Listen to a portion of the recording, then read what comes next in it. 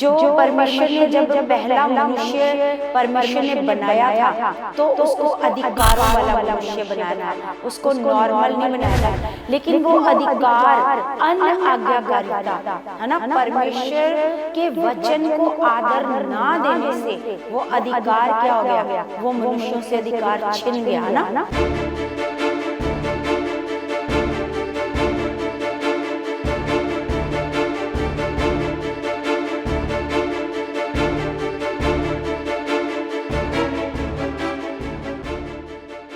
Praise the Lord everyone, God bless you all.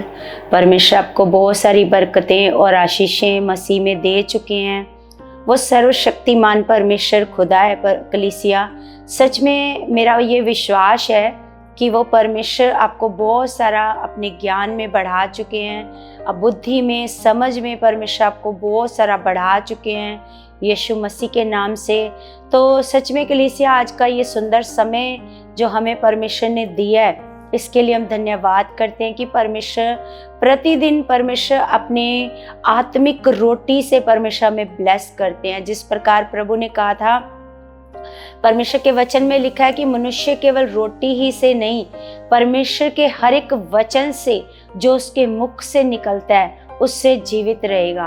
तो सच में कलीसिया, ये जो परमेश्वर का वचन है ये हमें जीवन देता है, जीवन का वचन है। सच में जो परमेश्वर के वचनों का आदर करते हैं, परमेश्वर के वचनों पर चलते हैं, परमेश्वर उनको ब्लेस करते हैं, क्योंकि परमेश्वर ने खुद ने अपने वचन से भी ज़्यादा आदर किसका किया, अपने वचनों का। क्योंकि परमेश्वर ने कहा कि मैंने अपने बड़े नाम से भी ज़्यादा महत्व अपने वचनों को दिया है। तो सच में कलीसिया, वो महान सर्वशक्तिमान पिता है जिसने धरती और आकाश को बनाया है। कलीसिया, सच में उसके लिए कोई भी काम करना मुश्किल नहीं है ना। और जो मनुष्य हैं वो परमेश्वर के सामने कुछ भी नहीं है, एक धूल के कण के समान भी नहीं है। तो फिर भी परमेश्वर क्या करता है, परमेश्वर हमारी चिंता करता है, हमसे प्रेम करता है। हम जिस प्रकार परमेश्वर से प्रार्थना में मांगते हैं, परमेश्वर हमारी प्रार्थनाओं का उत्तर देते हैं, है ना। तो ये परमेश्वर का प्रेम है, उसकी दया है कि वो मनुष्य जो उसके सामने कुछ भी नहीं है फिर भी उनसे क्या करता है, प्रेम करता है। और परमेश्वर ने जब मनुष्य पापी थे तो परमेश्वर ने अपने इकलौते बेटे को भेजा हमारे लिए कुर्बान होने के लिए। तो हमारे लिए हमारा प्रभु यीशु मसीह क्या हुआ, कुर्बान हुआ। हमारे लिए प्रभु ने क्रूस की मृत्यु को सहा, वो स्वर्ग छोड़कर पृथ्वी पर आया हम सब के लिए। ये हमारे लिए परमेश्वर का प्रेम है जो उसने मनुष्य जाति से प्रेम किया। कलीसिया, तो सच में कलीसिया कि हमारे लिए जो परमेश्वर ने जब पहला मनुष्य परमेश्वर ने बनाया था तो उसको अधिकारों वाला मनुष्य बनाया था, उसको नॉर्मल नहीं बनाया था। क्योंकि वहाँ पर अगर हम परमेश्वर के वचन में पढ़ेंगे उत्पत्ति की किताब में, तो वहाँ पर परमेश्वर ने वचन में कहा कि आओ हम मनुष्य को अपनी समानता में बनाए, है ना। मतलब परमेश्वर ने उस समय भी यीशु मसीह परमेश्वर के साथ थे और यीशु मसीह को परमेश्वर कह रहे हैं कि आओ हम मनुष्य को क्या करें, अपनी समानता में बनाएं। तो परमेश्वर ने जो पहला मनुष्य बनाया था वो परमेश्वर ने अपनी समानता में बनाया था। जिस प्रकार परमेश्वर के पास पूरी दुनिया को चलाने का अधिकार है, उसी प्रकार वो मनुष्य के पास भी अधिकार था। लेकिन वो अधिकार अनआज्ञाकारिता, है ना, परमेश्वर के वचन को आदर ना देने से वो अधिकार क्या हो गया, वो मनुष्यों से अधिकार छिन गया ना। तो वो शैतान ने छीन लिया उस आदम से ना, क्योंकि उसने परमेश्वर के वचन का निरादर करवाया आदम और हवा से। तो कलीसिया, आज भी जो लोग परमेश्वर के वचनों का निरादर करते हैं, क्योंकि परमेश्वर का वचन कहता है कि आज भी शैतान क्या करता है, जो वचन की को मानते नहीं है, जो आज्ञा नहीं मानते, आज भी शैतान उनके अंदर क्या करता है, कार्य करता है। तो ऐसा नहीं शैतान कहीं दूर चला गया है या प्रभु ने उसको हरा दिया है तो वो अब कोई कार्य नहीं कर सकता, वो कर सकता है। लेकिन किसके पास जाने का अधिकार है, उन्हीं लोगों के पास उसको जाने का अधिकार है जो परमेश्वर के वचन का निरादर करते हैं, जो परमेश्वर के वचनों को अन आज्ञाकारिता करते हैं, परमेश्वर के वचनों को नहीं मानते, उसको आदर नहीं देते, उन्हीं के पास शैतान को अधिकार है। वरना जो परमेश्वर के साथ पूरी खराई से चलते हैं, वफादारी से चलते हैं, उसको टच भी ऐसे वो कर नहीं सकता। उसके पास अधिकार ही नहीं है खरे व्यक्ति के जीवन में कुछ भी कार्य करने के लिए, क्योंकि उसको पता है अगर मैंने इसको टच भी करा तो परमेश्वर की आग उसके ऊपर आएगी और वो जल जाएगा यीशु के नाम से। तो सच में कलीसिया वो महान परमेश्वर है। तो सच में प्रभु यीशु मसीह की कुर्बानी के द्वारा हमें परमेश्वर ने क्या दिया है? एक अधिकार दिया है ना। जैसे प्रभु ने कहा कि मैंने तुम्हें क्या दिया है, जब उसने अपने 70 चेलों को भेजा, है ना, 70 चेलों को भेजा, तो वो जब 70 चेले प्रभु के पास आकर खुशी से बताते हैं कि प्रभु तेरे नाम से तो दुष्ट आत्मा भी क्या है, हमारे वश में है, तो प्रभु ने उनको क्या कहा?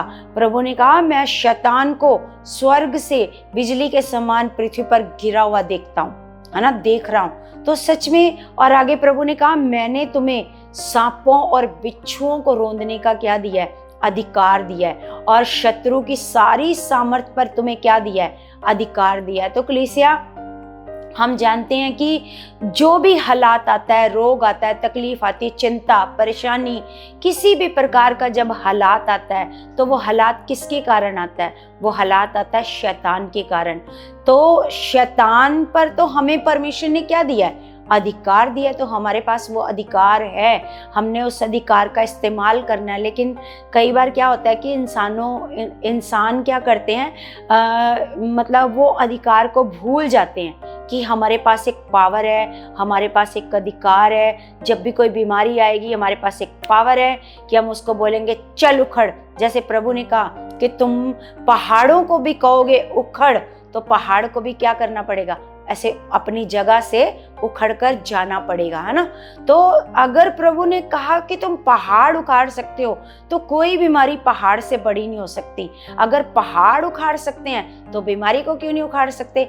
हालात को क्यों नहीं उखाड़ सकते? उसको भी उखाड़ सकते हैं। तो कलीसिया हम एक वचन देखते हैं परमेश्वर के वचन से। तो परमेश्वर का वचन कहता है, यहाँ पर हम लूका 7 अध्याय में एक वचन देखते हैं जहाँ पर यीशु मसीह के पास एक सूबेदार आता है, और सूबेदार आकर के क्या कहता है कि वो कहता है कि मेरा एक प्रिय दास है और वो लकवे की बीमारी से क्या है, ऐसे वो मरने पर है। तो हम उस वचन को पढ़ करके देखते हैं। लूका 7 अध्याय, उसमें लिखा है, जब वह लोगों से ये सारी बातें कह चुका तो कफरनहूम में आया। वहाँ किसी सूबेदार का एक दास जो उसका प्रिय था बीमारी से मरने पर था। उसने यीशु की चर्चा सुनकर यहूदियों के कई पुरनियों को उससे ये विनती करने को उसके पास भेजा कि आकर मेरे दास को चंगा कर। वे यीशु के पास आए और उससे बड़ी विनती करके कहने लगे, वह इस योग्य है कि तू उसके लिए ये करे, क्योंकि वह हमारी जाति से प्रेम रखता है और उसी ने हमारे आराधनालय को बनाया है ना। और उसी ने यीशु उनके साथ गया, पर जब वह घर से दूर ना था तो सूबेदार ने उसके पास कई मित्रों के द्वारा कहला भेजा, हे प्रभु दुख ना उठा, क्योंकि मैं इस योग्य नहीं कि तू मेरी छत के तले आए। इसी कारण मैंने अपने आप को इस योग्य भी ना समझा कि मैं तेरे पास आऊं, पर वचन ही कह दे तो मेरा सेवक चंगा हो जाएगा। मैं पराधीन मनुष्य हूँ और सिपाही मेरे हाथ में है, और जब मैं एक को कहता हूँ जा तो वह जाता है और दूसरे से कहता हूँ आ तो वह आता है, और अपने किसी दास को यह कहकर तो वह यह कर तो वह उसे करता है। ये सुनकर यीशु को अचंभा हुआ और उसने मुंह फेरकर उस भीड़ से जो उसके पीछे आ रही थी कहा, मैं तुमसे कहता हूं कि मैंने इज़राइल में भी ऐसा विश्वास नहीं पाया। और भेजे हुए लोगों ने घर लौटकर उस दास को चंगा पाया। तो हम यहाँ पर देखते हैं कि ये जो ये जो जो सूबेदार था, ये यहूदी नहीं था, ये यहूदी ऐसे नहीं था, लेकिन इसको एक अधिकार का पता था, क्योंकि इसके पास भी एक अधिकार था। वो कहता है कि मेरे पास भी एक अधिकार है कि सिपाही मेरे क्या हैं, अधीन है।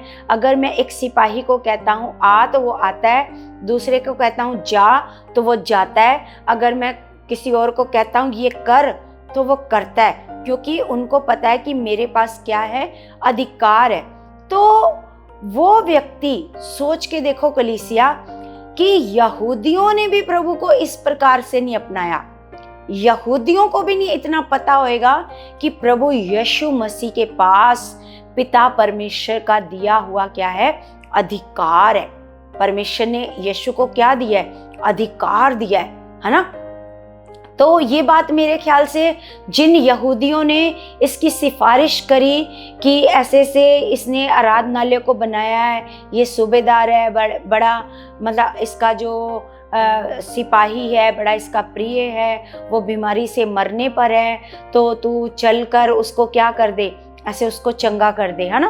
तो प्रभु क्या करने लगे, प्रभु उसके साथ चलने लगे। लेकिन जब उस व्यक्ति को, सूबेदार को ऐसे अपने घर में पता चला कि यीशु मेरे घर आ रहे हैं, तो उसने तुरंत सिपाहियों को भेजा और बोला नहीं, क्योंकि मुझे पता है कि तेरे पास क्या है, अधिकार है ना। मैं इस योग्य भी नहीं हूँ कि तू मेरी छत तले आए, और मैं इस योग्य भी नहीं हूँ कि मैं तेरे पास आऊँ, है ना। तो सच में उसको क्या पता है, अधिकार के बारे में अधिकार है। उसको पता है कि यीशु अगर अधिकार से यहीं से बीमारी को डांट देगा तो बीमारी उसके अंदर से क्या हो जाएगी, ऐसे चली जाएगी, क्योंकि प्रभु के पास बीमारियों को ऐसे भगाने का अधिकार है, रोगियों को चंगा करने का अधिकार है, दुष्ट आत्माओं को निकालने का क्या है, अधिकार है। सोच के देखो कलीसिया, ये इसको कहाँ से पता चला। ये इसने परमेश्वर यीशु के बारे में जो बातें सुनी होंगी उस पर क्या किया, ऐसे विश्वास किया, है ना। तो लेकिन इन बातों पर यहूदियों ने तो विश्वास नहीं किया, लेकिन जो यहूदी नहीं था उसने क्या किया, ऐसे विश्वास किया, है ना। तो प्रभु ने ऐसे भीड़ की तरफ मुंह करके कहा कि मैंने ऐसा विश्वास इज़राइल में भी नहीं पाया, इज़राइल में भी नहीं मैंने देखा किसी ने इस प्रकार का, इसके जैसा क्या किया हो, विश्वास किया हो, है ना। तो सच में सबसे बड़ी बात है कलीसिया, आज कलीसिया को अपने अधिकार को पहचानने की जरूरत है कि क्या अधिकार है हमारे पास अधिकार है ना। कोई बीमारी हमारी बॉडी में ठहर नहीं सकती, कोई हालात, कोई कर्जा, कोई नशा, कोई क्लेश, कोई गरीबी हमारे जीवन में ठहर नहीं सकता। क्यों? क्योंकि हमारे पास क्या है, अधिकार है ना। तो हम देखते हैं कलीसिया और अधिकार के बारे में, ऐसे वचन को देखते हैं कि जब प्रभु यीशु मसीह क्या कर रहा है, हम देखते हैं 4:31 में लिखा, फिर वह गलील के कफरनहूम नगर को गया और सब्त के दिन लोगों को उपदेश दे रहा था, और वे उसके उपदेश से चकित हो गए, क्योंकि उसका वचन अधिकार सहित था, है ना। मतलब जिसको पता होता है कि मैं कौन हूँ, है ना, जैसे प्रभु को पता था कि मैं कौन हूँ, मैं सर्वशक्तिमान परमेश्वर का मैं पुत्र हूँ। तो पुत्र के पास क्या होता है, अधिकार। तो कलीसिया आज हम कौन है, हम भी तो अपने परमेश्वर की संतान है, हमें भी तो परमेश्वर ने अपना बेटा और बेटी बनाया है। तो क्या जिस प्रकार प्रभु को अपने अधिकार का पता था, क्या आज परमेश्वर की संतान को अपने अधिकार का पता है? तो यहाँ पर लिखा है कि वो मतलब जब आराधनालय में उपदेश दे रहा था, तो वो उपदेश कैसे दे रहा था, एक अधिकार सहित, ऐसे कमजोर नहीं कि हाँ परमेश्वर कर देगा, जब परमेश्वर का मन होएगा परमेश्वर कर देगा दया, है ना, तो वो कर देगा, आपको बचा लेगा। नहीं, वो अधिकार के साथ क्या कर रहा था, वो उपदेश को दे रहा था, है ना। लिखा, आराधनालय में एक मनुष्य था जिसमें अशुद्ध आत्मा थी। वह ऊंचे स्वर में चिल्ला उठा, हे यीशु नासरी, हमें तुझसे क्या काम, क्या तू हमें नष्ट करने आया है? मैं तुझे जानता हूं तू कौन है, तू परमेश्वर का पवित्र जन है। तो सोच के देखो कलीसिया, ये जो उसके अंदर दुष्ट आत्मा है, शैतान है, तो वो उसको पहचान रहा है। लेकिन सोच के देखो, जो यहूदी फरीसी आराधनालय में बैठे हैं, उन्होंने यीशु को नहीं पहचाना, लेकिन ये जो शैतान है, ये जो दुष्ट आत्मा है, ये यीशु को क्या कर रही है, ऐसे पहचान रही है। वो कहती, मैं जानती हूँ, लिखा हे यीशु नासरी, हमें तुझसे क्या काम, क्या तू हमें नष्ट करने आया है? मैं जानता हूँ तू कौन है, तू परमेश्वर का पवित्र जन है ना। लिखा, यीशु ने उसे डांट कर कहा, चुप रह, और उसमें से निकला। तब दुष्ट आत्मा उसे बीच में, लिखा, पटक कर बिना हानि पहुंचाए उसमें से निकल गई। इस पर सबको अचंभा हुआ और वे आपस में बातें करके कहने लगे, ये कैसा वचन है, क्योंकि वह अधिकार और सामर्थ के साथ अशुद्ध आत्माओं को आज्ञा देता है और वे निकल जाती हैं। इस प्रकार चारों ओर हर जगह उसकी चर्चा होने लगी।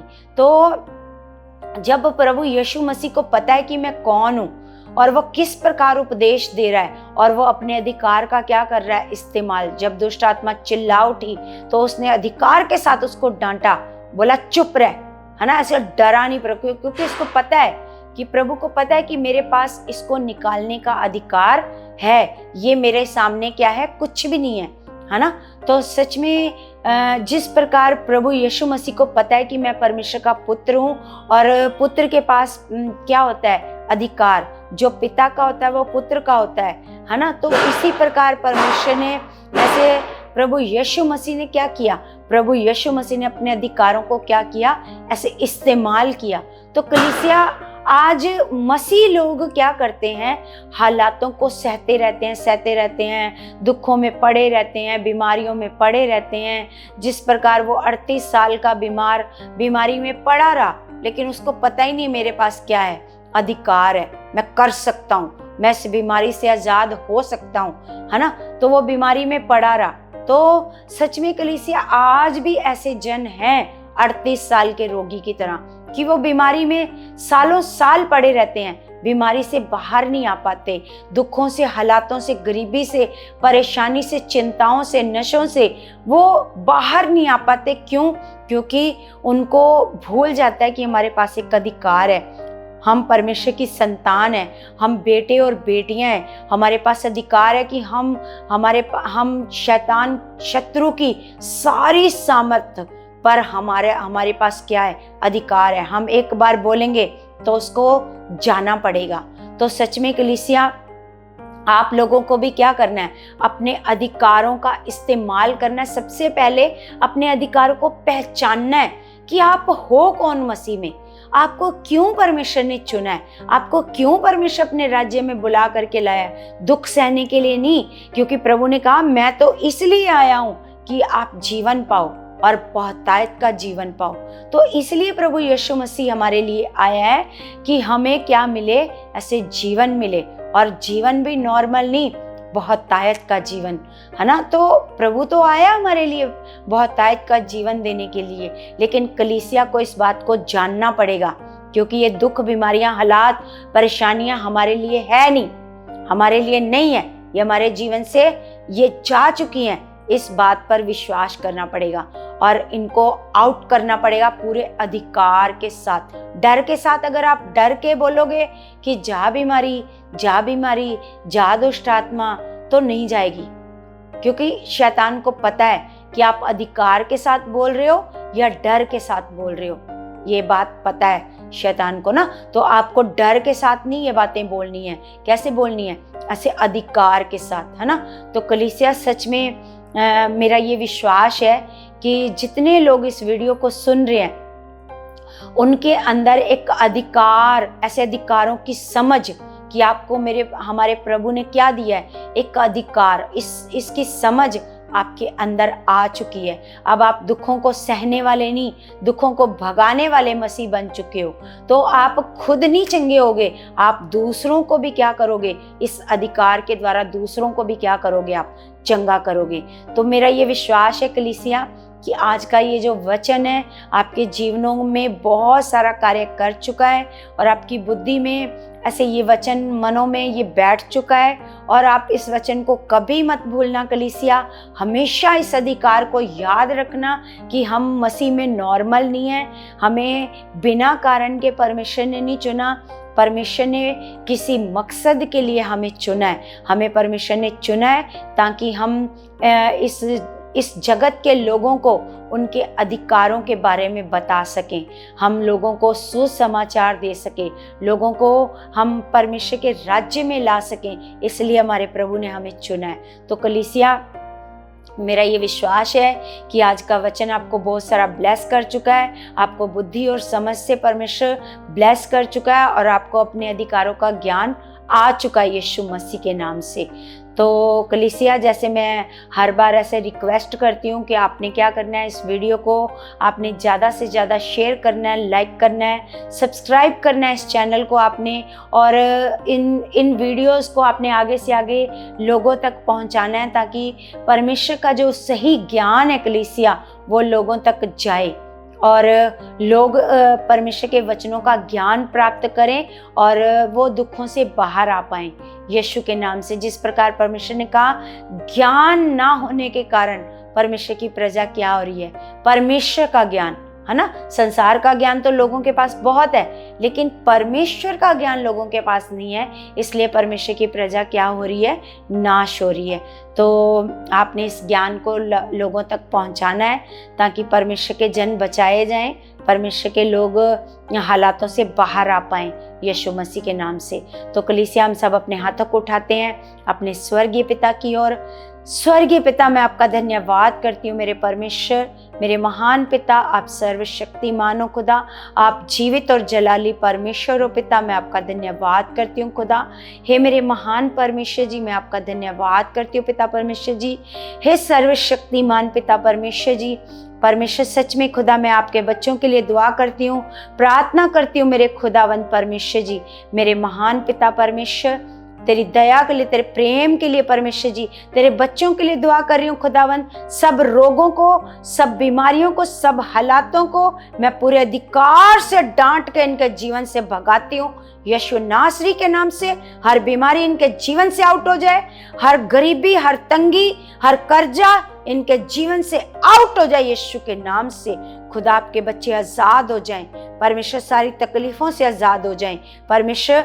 इनको अपने अधिकारों का पता चले, इनके बुद्धि खुल जाए, इनके मन रूपी जमीन आपके वचनों के लिए तैयार हो जाए यीशु नासरी के नाम से। खुदा, आपने हमारी प्रार्थनाओं का उत्तर दे दिया है यीशु मसीह के नाम से। आमीन, आमीन। सबको जय मसीह की।